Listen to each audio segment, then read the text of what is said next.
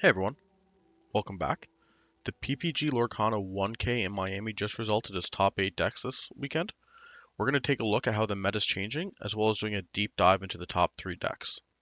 So it looks like the change in the meta is quite obvious here. There's a few big takeaways I'd like to take a look at.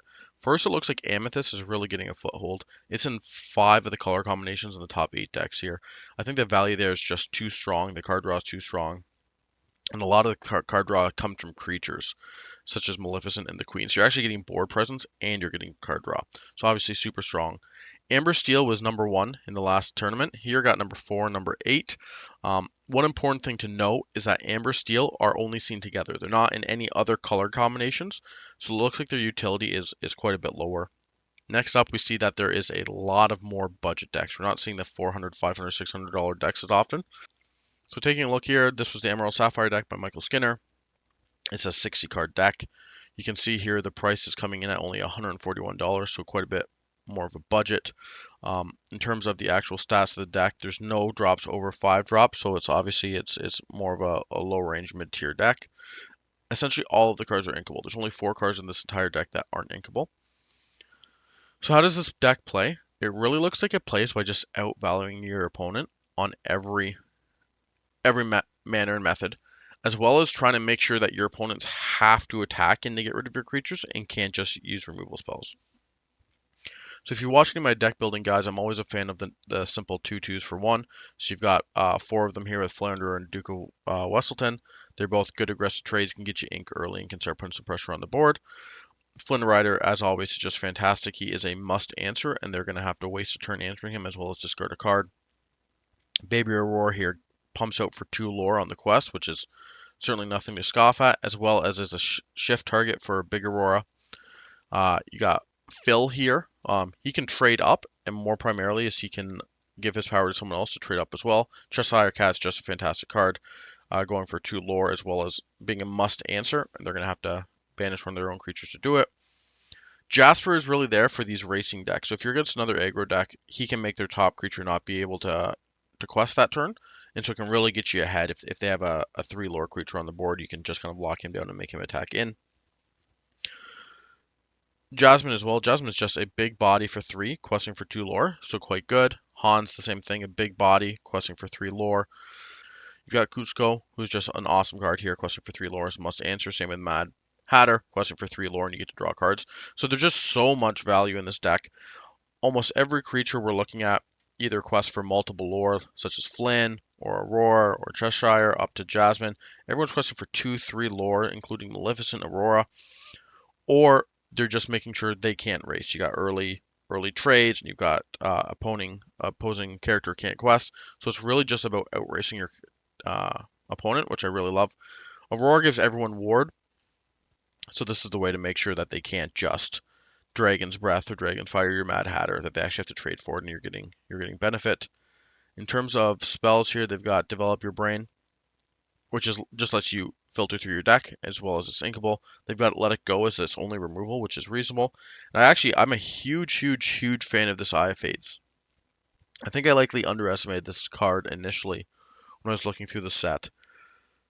Yeah, just paying 4, and then one of your creatures gets +1 lore this turn, and you can change it from creature to creature, and you can put it onto your evasive creatures and your warded creatures. I mean, it's not going to take long. That's probably going to get you 4 or 5 lore on its own, especially if you get it on turn 4. And then worst comes to worst, you just sink it. So I'm a really big fan of this deck. I really like the way it was constructed. I can't think of any obvious upgrades. I mean, it's low casting cost. It's very highly inkable. Every card is putting pressure on. I think it might be a bit susceptible to board clears, as most decks are, most aggressive decks are. But I think as long as you're getting enough pressure on early, they might not be able to recover. And so I'm a huge fan of this deck. It did get a number 3. Shout out to Michael Skinner. Great job on crafting this deck. It's really, I'd almost say a beautiful deck. It's really nice. A huge fan. And budget. So if you're looking for a deck to take to your local tournaments, I think this deck would be a great deck to take. The second place deck here was Ruby Amethyst deck, piloted by Albert Bertolins. It's a much more expensive deck, coming in at $477. Looking at its curve, it's much more high end as expected of Ruby Amethyst deck. as well as you have about 20 cards non-inkable, 19 to be specific, which seems to be about the accepted rate that you can get. I've seen in multiple deck lists in my own deck crafting is around 17 through 20 can be appropriate if you're playing high-end deck. So taking a look at the deck, it has a bunch of two ofs and three ofs, and so I do wonder if this deck can't be refined a little bit more, but it might just be looking for specific answers. But given that we don't have any way to tutor yet, I'm not sure how big of a fan I am of this, but it does have the 4 Archimedes for early trades. I love it. It's got 2 Magic Brooms with the 2 Mickeys. I do wonder if you can't pump those up a little bit. It's got 2 Gastons, which are just used as a removal spell, much like the Maui for Reckless and Rush on the Maui. So it can't quest, only making sure you can stabilize the board. Elsa is a good target to for Big Elsa to come down on, as well as it can tap some of their creatures or exert some of their creatures, especially the ones that they're trying to protect. Um, Particularly if they have, say, like Aladdin Street Rat, and you know they're trying to get out Aladdin Heroic Outlaw later, you can tap the Street Rat and take care of it. You do have the Maleficent, which is an excellent card draw, and you get some board presence. The Aladdin Street Rat's a good combination. It's going to help keep those aggressive decks off 20 lore. You do have the Zeus, which again is just much like the Maui, except a King Quest, so it's a 4/4 for 4 non-inkable. I do wonder if you just don't cut this. I feel like you have a lot to stabilize the board. In terms of just coming out, being aggressive with cards, I mean, you've got Archimedes, which you're going to trade aggressively, Magic Broom, which you're going to trade aggressively. You've got Gaston, which you have to trade aggressively, right? Maleficent's there just to be trading. You've got 3 Mauis just to be trading. You've got hard removal and Dragonfire. You've got hard board wipes and Be Prepared. You've also got bounces with Befuddles. I do wonder if you can make your deck a bit more inkable here. Get rid of some Zeuses, smooth out your draws a little bit, and put in maybe some Mickeys and Magic Brooms, which are still gonna do the same goal in trading most of the time. You've got some goofy. One, it's nice that you just have some evasive creatures if you need to pump through those last few damages. The other thing is it's a big evasive creature. I mean, 3/4 evasive is a big evasive creature, and so this is going to be able to deal with some of their 3/2s and 2/2 evasives just to make sure they can't get in those last few hits to finish you off as you're stabilizing the board. You've got Aladdin Heroic Outlaw, who is the king of stabilization. If you shift him in, you're gaining 2 lore, they're losing 2 lore. You're quickly stabilizing the board. Big fan. Also is an excellent card. You're just locking down 2 of their creatures for an extra turn. Mickey Mouse is a win con here. Maleficent's also a hard removal and win con. Befuddle for a bit of tempo and keeping you alive. Dragonfire, as I said before, with Be Prepared as hard removal. You do have some items here. You do have 2 Shield of Virtues to protect your creatures. You got Magic Mirrors for card draw, Ursula's to smooth out, and White Rabbit's Pocket Watch. And so I'm a huge fan of this card in general, although I don't know how much you need it when you're dealing with, like I said before, you've got like a bunch of rushes here. You've got a bunch of rushes and Zeus. I don't know, it feels like you're rushing a lot of cards already to put cards in that are just going to rush cards. Um, Obviously, though, you need the Rabbit's Pocket Watch for some of your bigger end creatures. You want Mickey Mouse to come out and hit the turn it comes down, and same with Maleficent. And if you don't shift Aladdin, you want to make sure Aladdin can come out and challenge the turn it comes out.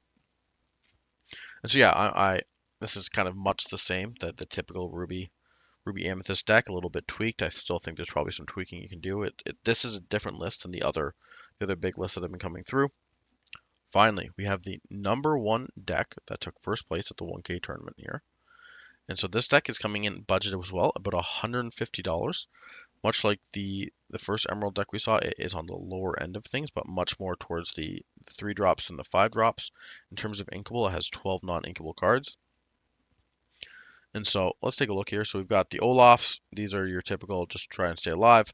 I'm a big fan of Pascal. I actually probably slept on this a little early thinking it was just a 1/1. But I mean, even a 1/1 with evasive questing for 1, I mean, it's a really good card. It's going to get you a lot of lore. Flynn Riders, we spoke before. Megara lets you trade up. Maleficent for card draw, questing, trading. Rafiki as an answer to get rid of some of the threats early on. Cheshire is just value. Jasper to help you win those races. Peter Pan is just an evasive creature. Hans, as you saw in the other deck. Tinkerbell, again, an evasive creature that we saw before. Cusco is exactly the same as before, as is Mad Hatter. So much of the deck is very similar, except obviously here we have Amethyst rather than Sapphire. And what Amethyst is bringing to the table is it's bringing in some more evasive creatures, it's bringing in some card draw, It's bringing in some pseudo removal spells, which is quite good. It's also bringing in more card draw with friends on the other side in Befuddle. Mad Hatter needs no explanation. Genie is a pretty good card here. Obviously it has evasive, and so this is going for a much more evasive style deck, well, which can obviously be hard to deal with. You also get to bounce a character with Disappear, so it's a lot of tempo here, right? You play him, you bounce their threat or the creature they're able to answer with, and then you just start racing.